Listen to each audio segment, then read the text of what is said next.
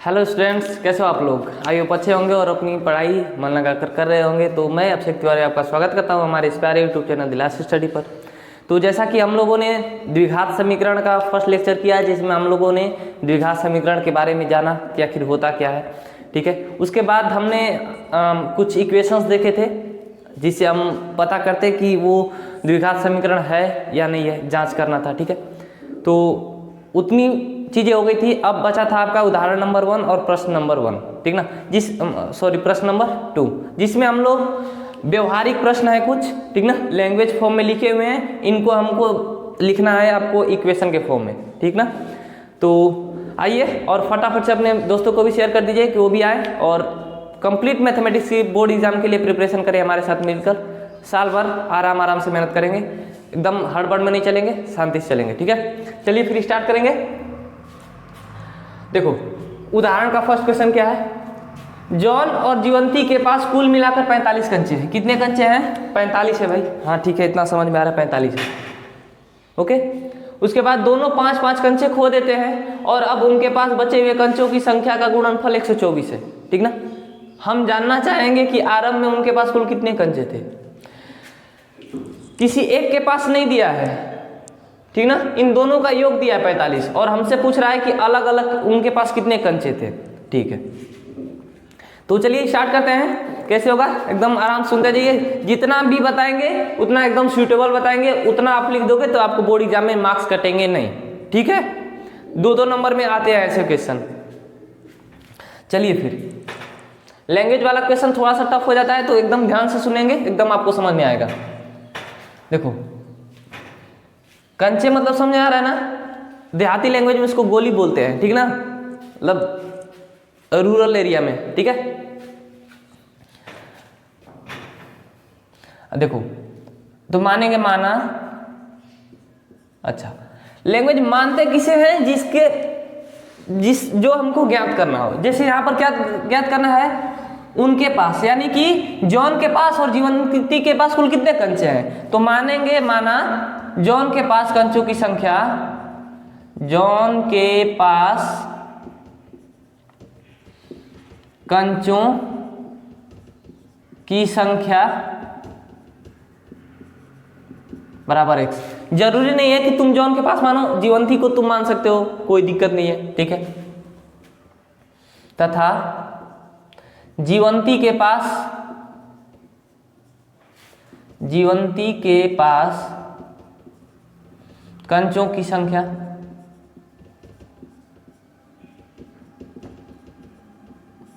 कितनी है। तो दोनों का योग 45 था। 45 में से x कंचे इसके पास है, तो उसके पास कितने रह जाएंगे? 45 में से जितना इसके पास उतना घटा देंगे।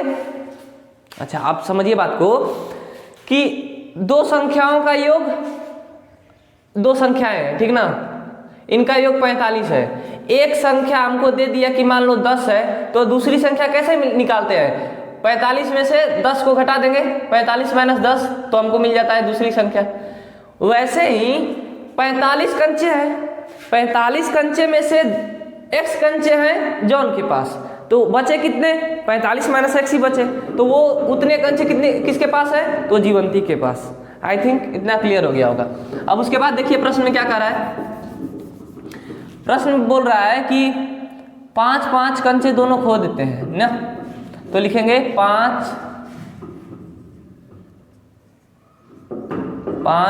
कंचे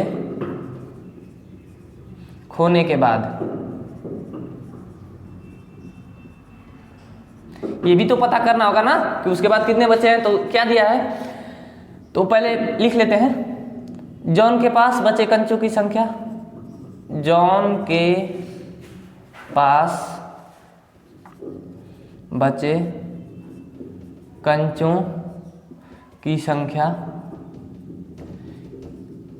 कितनी हो जाएगी बताइए। उसके पास x कंचे थे और उसमें से वो 5 भूलवा दिया, ठीक ना, तो x - 5 हो गया। ठीक है, तथा जीवंती के पास बचे कंचों की संख्या कितनी हो जाएगी, तो उसके पास जितना है उसमें से और 5 घटा देंगे, तो 45 माइनस का x माइनस का 5। तो यहाँ से इसको क्या लिख सकते हैं, 45 में से 5 घटेगा तो 40 माइनस का x, यानी कि 5 खंचे होने के बाद इसके पास x माइनस 5 और जीवंती के पास 40 माइनस x खंचे बचते हैं। ठीक है, अब देखिए उसके बाद कंटिन्यू प्रोसेस करता जाना है, यहाँ से यहाँ तक लिखना है और फिर यहाँ से स्टार्ट करना है। अब लिखेंगे प्रश्न से, देखो हमको क्या करना है, केवल निम्न स्थितियों को गणितीय रूप में व्यक्त कर देना है, बस सॉल्यूशन नहीं करना है, सॉल्यूशन आगे करेंगे, ठीक ना। इसमें केवल आपको व्यक्त करना है। ओके, प्रश्न से क्या बोला है कि उनके पास बचे हुए कंचों की संख्या का गुणनफल 124 है, यानी कि बचा हुआ कितना है, x माइनस 5 और 40 माइनस x। इनका जो गुणनफल है x माइनस 5 और 40 माइनस x का जो गुणनफल है वो 124 के बराबर है। यही कहने का मतलब है उसका, ठीक ना। अब यहाँ से भाई अब क्या करना है, अब गुणा करके फिर ला लेंगे, ठीक ना। चलिए फिर गुणा भी कर लेते हैं, x को उठाएंगे दोनों में गुणा करेंगे तो क्या मिलेगा बोलिए, 40x माइनस प्लस माइनस गुणा होगा तो माइनस, और x का गुणा होगा x से तो x स्क्वायर, ठीक है। माइनस 5 का गुणा 40 से होगा तो माइनस का 200 हो जाएगा, और माइनस माइनस प्लस 5x, ठीक है, बराबर क्या है 124। अच्छा, ये माइनस एक्स स्क्वायर आगे लिख ले, 40x और 5x प्लस 45x और माइनस का 200 और माइनस का 124 इधर आएगा तो 124 बराबर क्या हो गया 0।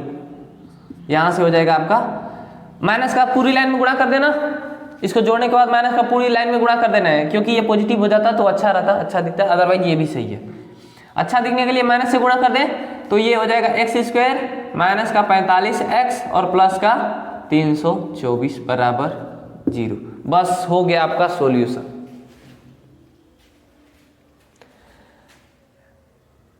ठीक है, तो जॉन और जीवंती के पास कुल मिलाकर 45 क्वेश्चन पढ़े, गणितीय रूप में व्यक्त करें, गणितीय रूप में हमने लिख दिया, ठीक है। यही इक्वेशन हो गया। अब इसको देखो लास्ट में बोला भी है कितने कंचे थे पूछा है, तो इसको सोल्व करना होगा। तो सोल्व करने का मेथड आप पहले से ही पता है, द्विघात बहुपद पढ़ ही चुके हैं, तो वैसे ही सोल्व करना है। थोड़ा सा जगह की किल्लत है, ठीक ना, तो क्या करें सोल्व कर दें। देखो भाई ये लॉन्ग क्वेश्चन भी बन सकते हैं, ऐसे नहीं है, सबको अच्छे से करना है फोकस, ठीक है। अच्छा, इसका सॉल्यूशन बाद में कराते हैं यहाँ पर, ठीक ना, पहले इसका सॉल्यूशन कर ले रहे हैं। ओके, देखिए इसमें क्या करना है। एक कुटीर उद्योग एक दिन में कुछ खिलौने निर्मित करता है, प्रत्येक खिलौने का मूल्य 55 में से एक दिन में निर्मित खिलौने की संख्या घटाने से प्राप्त संख्या के बराबर है। किसी एक दिन कुल निर्माण लागत 750 रुपये थी, हम उस दिन निर्माण किए गए खिलौने की संख्या ज्ञात करना चाहेंगे। एकदम आराम से क्वेश्चन पहले पढ़ना है, ठीक ना। इसमें क्या बोला है सुनिए। कुटीर उद्योग, कुटीर उद्योग मतलब कि छोटा, मतलब छोटे स्तर पर काम होने वाला, जैसे लोग घरों में आप दिवाली के दिनों में जाते होंगे, वो क्या दीप या दिया खरीदने जाते होंगे, ठीक ना, तो वो कहाँ बनता है, वो घर में, अक्सर जो कुम्हार जो होते हैं वो घर में ही बना लेते हैं, तो वो कुटीर उद्योग की श्रेणी में आएगा, ठीक ना। तो जो जो छोटे छोटे उद्योग होते हैं जो लोग अपने घरों के अंदर ही कर लेते हैं, ठीक ना, अपने से कर लेते हैं, ठीक, कुशलता उनके अंदर कूट कूट कर भरी होती है, ठीक है। तो वैसे ही उद्योग को कुटीर उद्योग बोलते हैं। तो वैसा ही कोई कुटीर उद्योग है जो एक दिन में कुछ खिलौने निर्मित करता है। हाँ भाई, कुछ टारगेट उसका होगा कि बस टारगेट लेस है, आपका जैसे टारगेट है बोर्ड एग्जाम में अच्छा मार्क्स लाना, वैसे ही उसका भी कुछ एक दिन का टारगेट रहता होगा। तो कुछ खिलौने निर्मित करता है, ठीक है। प्रत्येक खिलौने का मूल्य 55 में से एक दिन में निर्मित खिलौने की संख्या घटाने से प्राप्त संख्या के बराबर होता है। यानी कि मान लो कि कुटीर उद्योग में 10 खिलौने बन रहे हैं, ठीक है, तो एक खिलौने का मूल्य 55 में से, 55 अपने से कोई संख्या दे दिया है, 55 में से जितना खिलौना निर्मित हुआ रहेगा उतना घटा दोगे तो हमारा एक खिलौने का मूल्य आ जाएगा। ये एक खिलौने का दाम हुआ, एक खिलौने का मूल्य है ये, ठीक है। ओके, ठीक। उसके बाद यह है किसी एक दिन कुल निर्माण लागत 750 रुपए थी। एक खिलौने की लागत इतनी है तो एक दिन में कितने बनाता है 10, तो 45 गुणा 10 करेंगे ना, 45 गुणा 10 तो ये हो जाएगा 450। वैसे ही ये 750 रुपये थी, ठीक ना। अब इसमें सोल्व करेंगे तब समझ में आएगा, ठीक है। ये अपने से समझने के लिए बताया, ठीक है। चलिए फिर क्वेश्चन स्टार्ट करते हैं। क्या ज्ञात करना है हमको, खिलौने की संख्या। तो हम मानेंगे माना उस, देखो उस भी लिख सकते हो या फिर एक भी लिख सकते हो।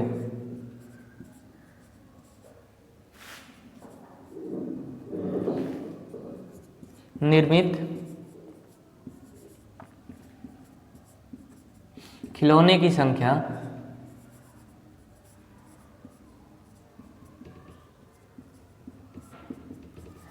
बराबर x, ठीक है। x खिलौने निर्मित होता है भाई।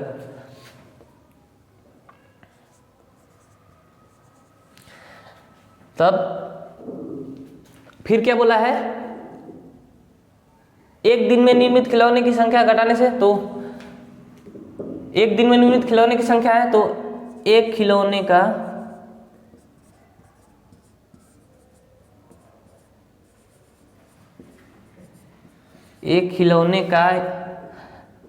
लागत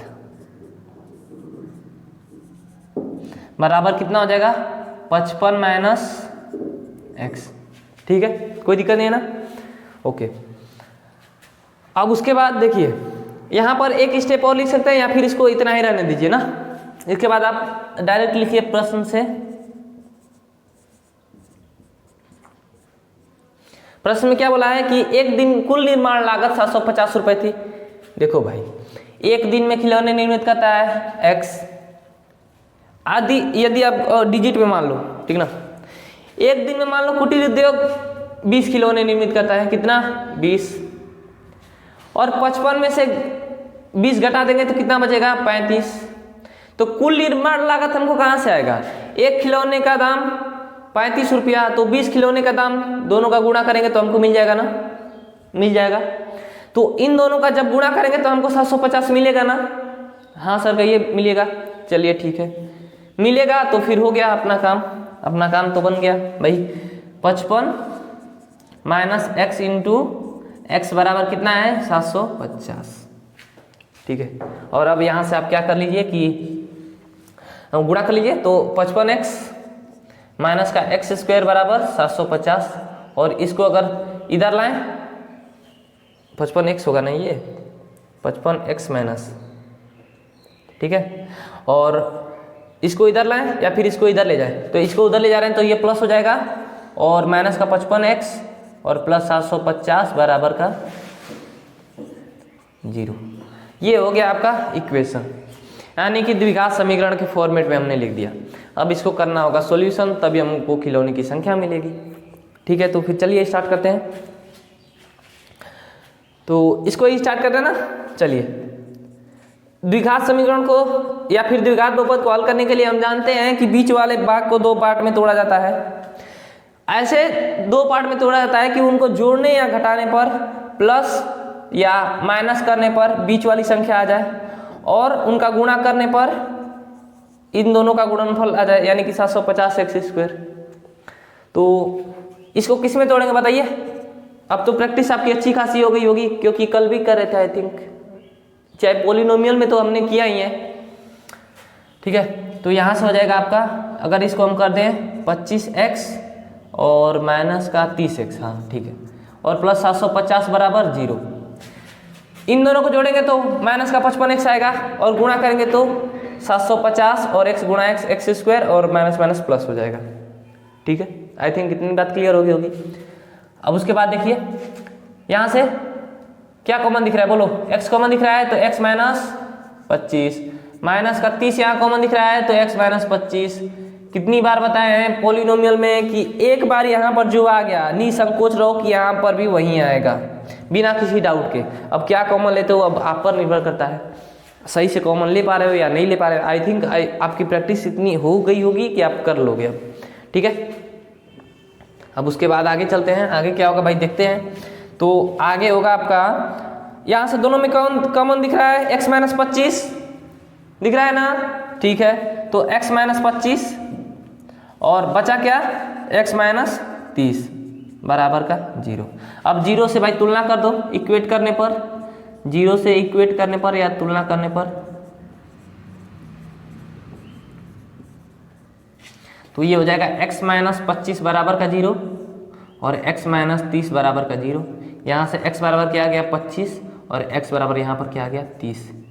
यानी कि यदि 25 खिलौने निर्मित करेगा तब भी इस कंडीशन को सेटिस्फाई करेगा, और 30 खिलौने निर्मित करेगा तो भी इस कंडीशन को सेटिस्फाई करेगा, ठीक ना। अगर आप चाहेंगे तो चेक भी कर सकते हैं। अच्छा मान लो कि x हम 25 लेते हैं, ठीक ना। अगर 25 निर्माण करता है तो 25 इसमें से घटाएंगे तो कितना मिलेगा हमको 30 मिलेगा, और 30 गुणा 25 करेंगे तो कितना 750 मिल जाएगा, ठीक है। या फिर इसको अगर हम 30 भी लेते हैं, यहाँ से 30 लेंगे तो यहाँ से 25 मिलेगा, फिर वही बात हो जाएगी, ठीक है। तो दोनों कंडीशन इसको सेटिस्फाई करेगा, यानी कि दोनों इसका आंसर है, ठीक। अब जो भी हो, अब ये जानता होगा भाई कितना है, ठीक है। चलिए फिर इसको कर लेना, इसको यहाँ पर स्किप किए थे तो इसको कर ले रहे हैं, ठीक है। एक्स स्क्वायर माइनस का 45 एक्स प्लस का 324 बराबर का 0।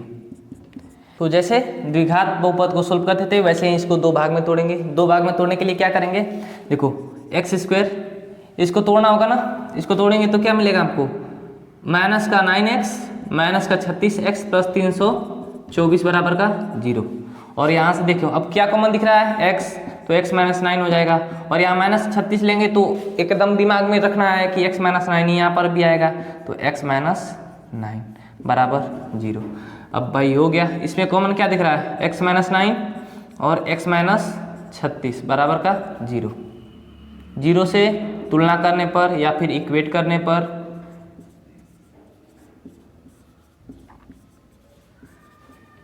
यहाँ से क्या मिल जाएगा, x माइनस 9 बराबर 0 और x माइनस 36 बराबर 0, x बराबर 9 x बराबर 36। तो 9 भी इस कंडीशन को सेटिस्फाई करेगा और 36 भी करेगा, ठीक ना। तो अब लोड नहीं लेना है। अच्छा एक बात बता दें कि इसको केवल यहाँ तक ही छोड़ना था, ठीक ना,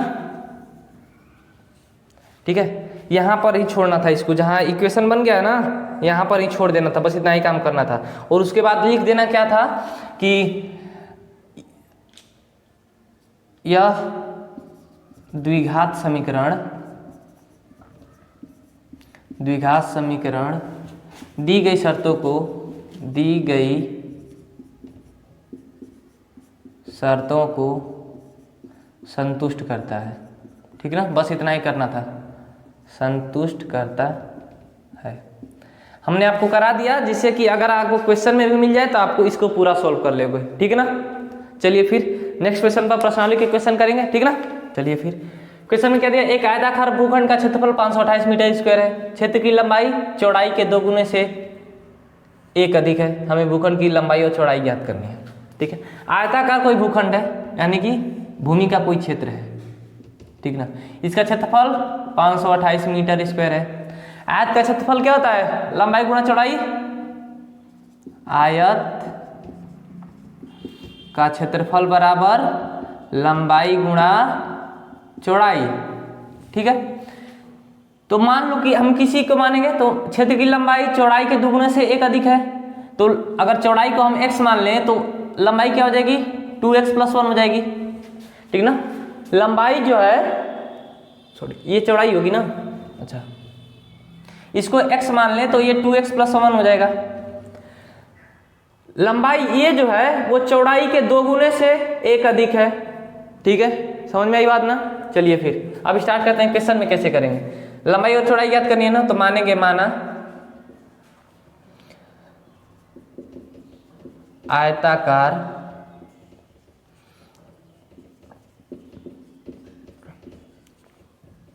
भूखंड की चौड़ाई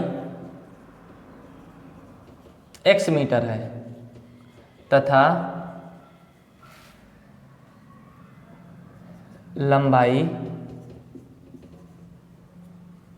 नहीं है, तब लंबाई 2x+1 मीटर है। ठीक है ना, इतनी बात क्लियर होगी। लंबाई जो है चौड़ाई से 2 गुना 1 अधिक है। ठीक है, अब लिखेंगे प्रश्न से,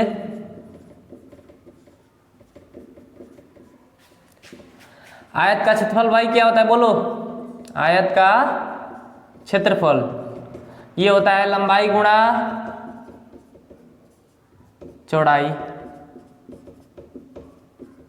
ठीक ना, आयत का क्षेत्रफल लंबाई गुणा चौड़ाई। क्षेत्रफल हमको दिया है, लंबाई और चौड़ाई हम मान लिए हैं, तो 528 बराबर लंबाई 2x+1 और चौड़ाई क्या है? x है। बस हो गया, अब अपना काम हो गया। इसको गुणा कर लेंगे, तो गुणा करेंगे क्या मिलेगा? इसको इधर गुणा करके लिख रहे हैं, ठीक ना, x × 2x तो 2x² हो जाएगा, और प्लस x बराबर 528, या फिर इसको ऐसे भी लिख सकते हैं 2x² + x - 528 बराबर का 0। ये हो गया हमारा समीकरण। यहाँ से हम देखो, यदि आपको बस केवल समीकरण निकालने के लिए बोले तो आप यहाँ पर लिख सकते हो ना कि यह समीकरण, यह द्विघात समीकरण दी गई शर्तों को संतुष्ट करता है या करेगा? संतुष्ट करता है। ठीक ना, इतना भी हो सकता है, या फिर इसको आगे सोल्व भी कर सकते हैं। ठीक ना, ओके, तो इसका सॉल्यूशन भी कर ले। तो चलिए भाई, 2x² + x - 528 बराबर का 0। देखो ये बहुत बड़ा डिजिट जाएगा यार, 528 गुणा 2 करेंगे तो कितना हो जाएगा? 1056। ठीक ना, 1056 को 2 पार्ट में तोड़ना है। अब कैसे तोड़ेंगे भाई? 56 देखो कैसे टूटेगा, देखो आई थिंक 33 गुणा 32। ठीक है, क्योंकि 30 का गुणा 30 900, हाँ 33 गुणा 32 आपका टूट जाएगा। ठीक ना, इसका करेंगे तो 1056 ही आएगा। 32 3 96 के छुआ से लगाना हो, 32 3 30 3 90 96 96 9 105, सही है। तो देखो ये वाला कहाँ ब्रेक होगा? तो इसको 2x², बीच वाला हमको क्या चाहिए? पॉजिटिव, x पॉजिटिव चाहिए, तो बड़ा वाला लेंगे, प्लस का 33 x माइनस का 32x लेंगे, क्योंकि प्लस माइनस करने पर जो बड़ी संख्या होती है उसका साइन आता है, तो ये प्लस आ जाएगा इसका। ठीक है, और माइनस का 528 बराबर का 0। तो यहाँ से क्या हो जाएगा? क्या कॉमन आ रहा है? x कॉमन आ रहा है केवल, तो यहाँ पर बच जाएगा 2x + 33। ठीक है, और क्या बच जाएगा? यहाँ से 32 कॉमन ले लेंगे, नहीं 16 कॉमन आएगा, 16 कॉमन लेंगे तो 2x + 33।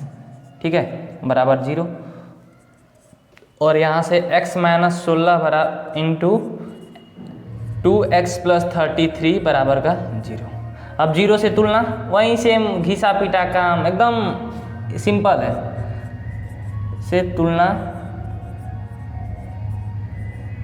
करने पर देखो इस किसी भी क्वेश्चन में ना सॉल्व करने को नहीं बोला, लेकिन हम करा दे रहे हैं इसलिए क्योंकि आपकी प्रैक्टिस हो जाएगी, और प्रैक्टिस जितनी अच्छी प्रैक्टिस होगी उतना ज़्यादा मजा आएगा। ठीक है, तो इसलिए करा दे रहे हैं। ठीक है ना, और आपका आंसर तो यहाँ पर हो गया, जो बुक का क्वेश्चन है उसका आंसर यहाँ पर हो गया है। ठीक ना, तुलना करेंगे तो x - 16 बराबर 0, और ये 2x + 3 बराबर 33 बराबर 0, तो यहाँ से x बराबर 16 और 2x बराबर 33, x बराबर 33 बटे माइनस का 33 बटे 2। ठीक है, ये 2 आ गए। अच्छा अब मेरे को बात बताओ कि लंबाई कभी ऋणात्मक हो सकती है? नहीं, आप बोलिए कहीं तो। अच्छा, अगर माइनस यहाँ से कॉमन ले रहे हैं 16, हाँ ठीक तो है। ठीक है, कभी भी ऋणात्मक हो सकती है लंबाई? बताओ, दूरी कभी ऋणात्मक हो सकती है? नहीं ना, तो भाई लंबाई भी एक दूरी ही होती है, तो दूरी ऋणात्मक नहीं होगी, इसलिए ये वाला इसका हल नहीं होगा। तो इसका मतलब कि x बराबर 16 इसका आंसर होगा। क्या? x बराबर 16। ठीक है, तो आई होप इतना क्लियर हो गया होगा। तो फिर नेक्स्ट क्वेश्चन पर चलेंगे। जो नेक्स्ट क्वेश्चन क्या है आपका, देखिए ये तो एकदम सिंपल है, इसमें कुछ नहीं करना है, ठीक है ना। देखो क्या पूछा है, पूर्णांक ज्ञात करना है ना, धनात्मक पूर्णांक ज्ञात करना है यानी कि पॉजिटिव, ठीक है। तो हम मान लेंगे क्या करना है, कोई संख्या x है तो इसमें एक और जोड़ देंगे तो एक और धनात्मक मिल जाएगा, ठीक है, ओके। तो इसमें ज़्यादा कुछ नहीं करना है। देखो माना पहला पूर्णांक लिखो या फिर एक पूर्णांक लिखो, ठीक है ना। पहला पूर्णांक बराबर x तथा दूसरा पूर्णांक बराबर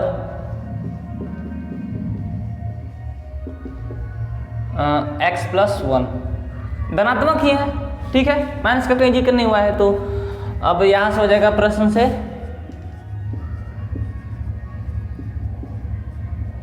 क्या हो जाएगा, दोनों पूर्णांक का गुणनफल कितना है 306, यानी कि x इंटू x+1 कितना है 306 है। तो इसको अंदर गुणा कर ले एक बार, तो x² प्लस x बराबर 306 या फिर x² प्लस x माइनस 306 बराबर का 0।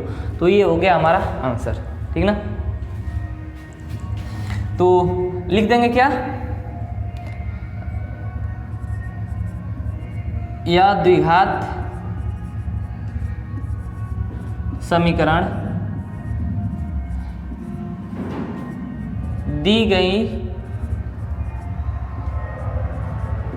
शर्तों से संतुष्ट होता है या फिर उनको संतुष्ट करता है, बात सेम ही है, ठीक ना। ओके, तो इतना हो गया। अब इसके बाद अब फिर इसको भी सोल्व कराएंगे, पूरा करा दें क्योंकि आपको प्रैक्टिस हो जाएगी, ठीक है। या फिर होमवर्क में करिएगा इसको, चलिए जाने दीजिए, करा दे रहे हैं। देखो x² प्लस x माइनस का 306।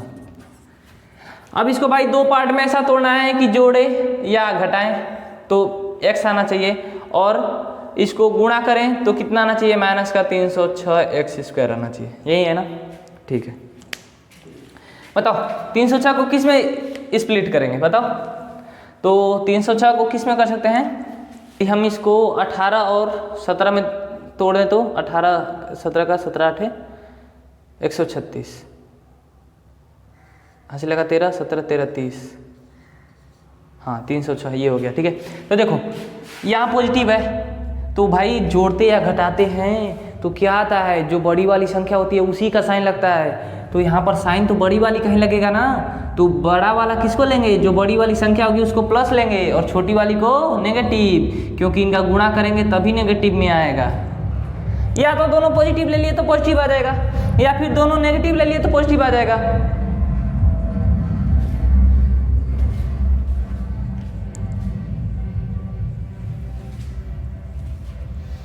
तो यहाँ से इसको क्या लेंगे, x² प्लस का 18 x माइनस का 17 x माइनस का 306 बराबर का 0। यहाँ से कॉमन क्या दिख रहा है, x कॉमन दिख रहा है तो x प्लस 18 हो गया यहाँ पर, और माइनस का 17 कॉमन दिख रहा है तो x माइनस का 18 x प्लस 18 बराबर का 0। ये दोनों सेम होती है, हम 1000 बार बोल चुके हैं, ठीक ना, इसको ध्यान रखिएगा, इससे आपको आसानी होगी, ठीक है। तो x माइनस 17 और x माइनस x प्लस 18 ये दो इसका गुणनखंड हुआ बराबर 0, 0 से इक्वेट कर देंगे, 0 से तुलना।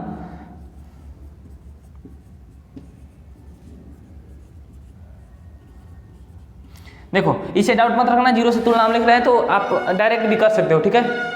यहाँ पर लिख सकते हो कि अलग अलग तुलना करने पर, ठीक ना, इतना टेंशन नहीं लेना इसका, ये कोई बड़ी बात नहीं है। x माइनस का 17 बराबर 0 और x प्लस 18 बराबर 0। तो x बराबर क्या आया 17 और x बराबर क्या आया माइनस का 18। अच्छा, क्या बात किया है धनात्मक पूर्णांक की, तो ये कैसा पूर्णांक आया, ऋणात्मक, तो ये हमारा आंसर नहीं होगा। आंसर क्या होगा, ये होगा पॉजिटिव 17, ठीक है। तो आई थिंक इतना क्लियर हो गया होगा, एकदम शांति से। अगर समझ में नहीं आ रहा होगा ना तो एक बार पीछे से रिकैप करिए, फिर से देखिए, ठीक ना, एकदम अच्छे से समझ आया, सारी चीजें एक्सप्लेन कर दिया है हमने जितना भी इसमें है, ठीक। ओके, तो फिर नेक्स्ट क्वेश्चन पर चलेंगे, वो दो क्वेश्चन भी कर ले, ठीक है। देखिए थर्ड वाला पार्ट क्या है, थर्ड वाले पार्ट में है कि रोहन की माँ उससे 26 वर्ष बड़ी है, ठीक है, ओके। उनकी आयु का गुणनफल अब से 3 वर्ष बाद जो 360 हो जाएगी, तो हमें रोहन की वर्तमान आयु ज्ञात करनी है, तो किसकी आयु ज्ञात करनी है? वर्तमान आयु रोहन की। तो हम मानेंगे, माना वहीं सेम काम घिसा पीटा, ठीक ना। माना रोहन की वर्तमान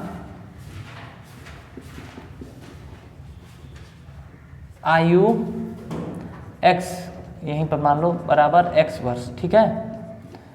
इसलिए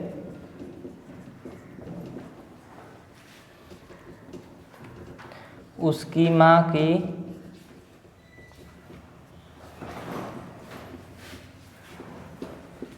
वर्तमान आयु क्या हो जाएगी बताइए? वो हो जाएगी x प्लस 26 वर्ष।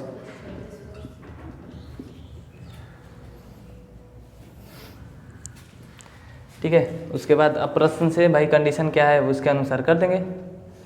अच्छा, 3 वर्ष पश्चात भी बोला है ना, तो 3 वर्ष बाद, 3 वर्ष बाद रोहन की आयु क्या हो जाएगी?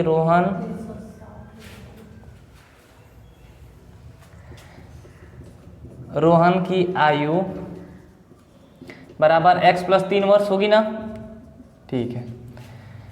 तथा उसकी मां की आयु कितनी हो जाएगी आपकी? x प्लस 26 प्लस 3 अर्थात x प्लस 29 वर्ष, ठीक है। तब उसके बाद प्रश्न से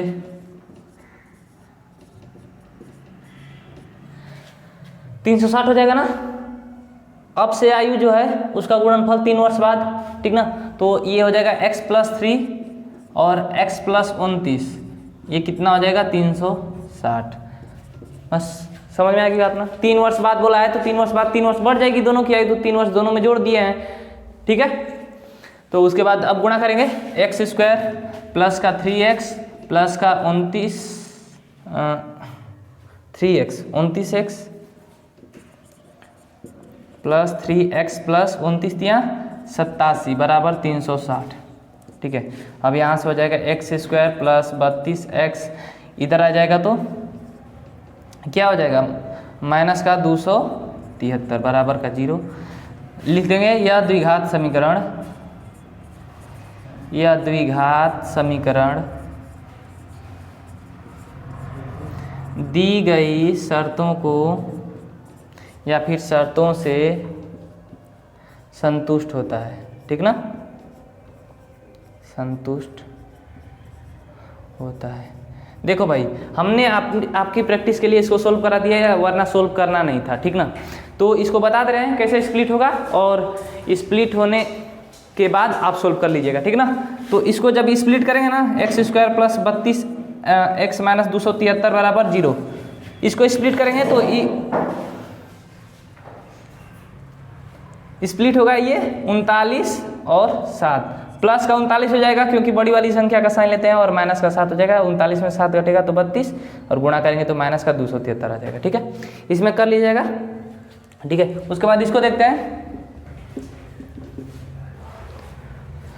इसमें क्या करा है? एक रेलगाड़ी 480 किलोमीटर दूरी समान चाल से तय करती है। यदि इसकी चाल 8 किलोमीटर कम होती तो वह उसी दूरी को तय करने में 3 घंटे अधिक समय लेती है। हमें रेलगाड़ी की चाल ज्ञात करनी है, ठीक ना। किसकी चाल ज्ञात करनी है? रेलगाड़ी की। तो पहले ही मान लेंगे, माना रेलगाड़ी की चाल x, माना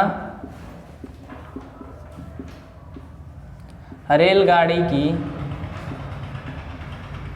चाल बराबर x किलोमीटर प्रति घंटा। अच्छा, इसके लिए हमेशा ध्यान रखना कि ऐसा कभी भी आ गया नाव धारा का या फिर रेलगाड़ी का, तो इसके लिए यही फॉर्मूला होगा, दूरी बराबर चाल गुणे समय, और कहीं भी यही लगेगा, ठीक ना। अब इधर उधर करेगा, चाल पूछ दे तो चाल बराबर दूरी बटा समय, समय पूछ देगा तो दूरी बटा चाल, ठीक ना। तो ऐसे ऐसे निकल जाएगा। अब देखिए x किलोमीटर प्रति घंटा है,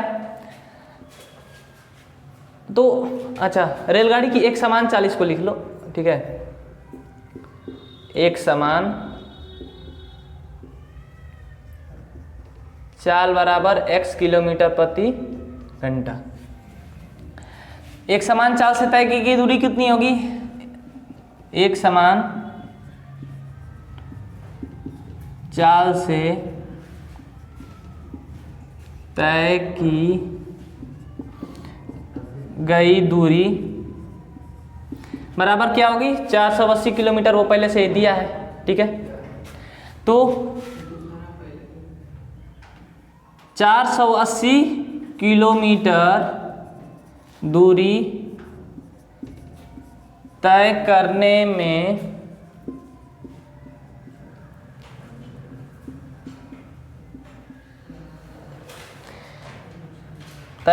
में लगा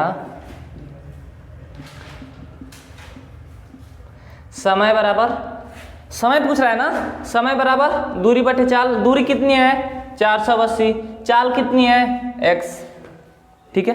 दूरी बटा में चाल हो गया, समय मिल गया, ठीक है। अब लिखेंगे यदि इसकी चाल 8 किलोमीटर प्रति घंटे कम होती तो 3 घंटे अधिक समय लगता है यही दूरी तय करने में, ठीक ना। तो रेलगाड़ी की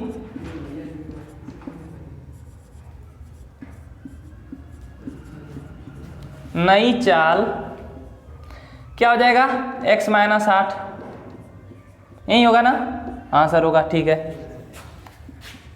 नई चाल यहाँ आ रही है ना, 8 किलोमीटर अधिक घटाएंगे तो, और समय कितना लेता है 3 घंटे अधिक। अब लिखेंगे देखो, तो एक बार और लिख दें, रेलगाड़ी द्वारा 480 किलोमीटर तय करने में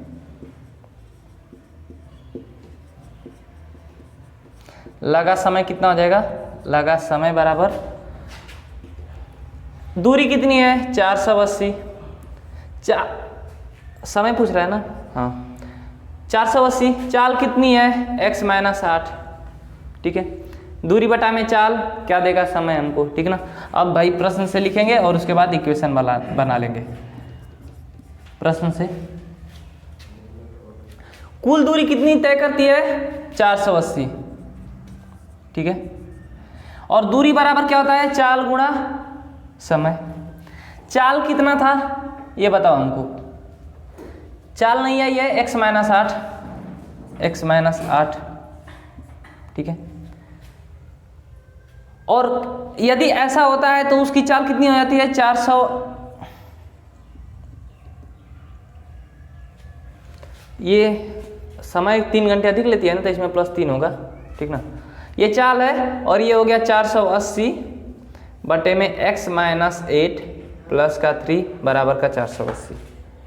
अब इसको सिंप्लीफाई करेंगे तो हमको इक्वेशन मिल जाएगा, ठीक है। तो चलिए करते हैं सिंप्लीफाई भाई।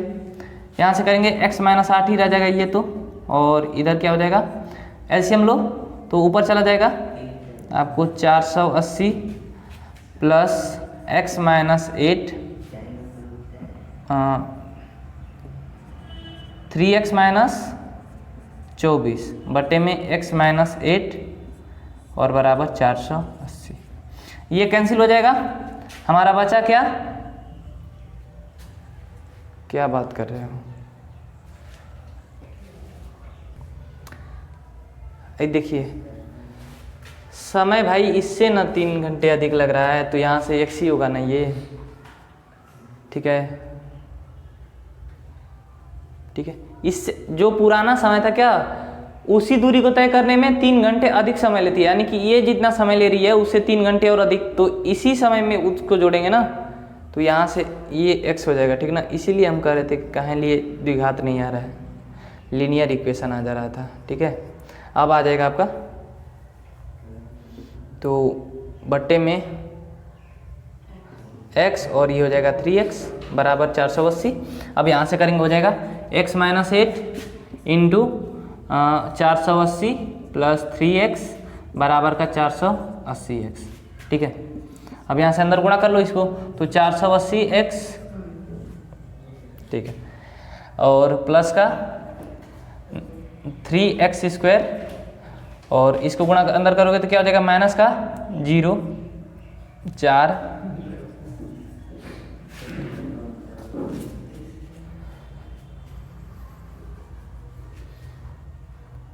कितना हो जा रहा है ये 8 का गुणा इसमें करेंगे तो 32, जीरो, पहले तो जीरो लिखो, 88 64 जहाँ से लगा 6, 8 का 32, 6 38, और ये हो जाएगा माइनस का 24x बराबर 480x।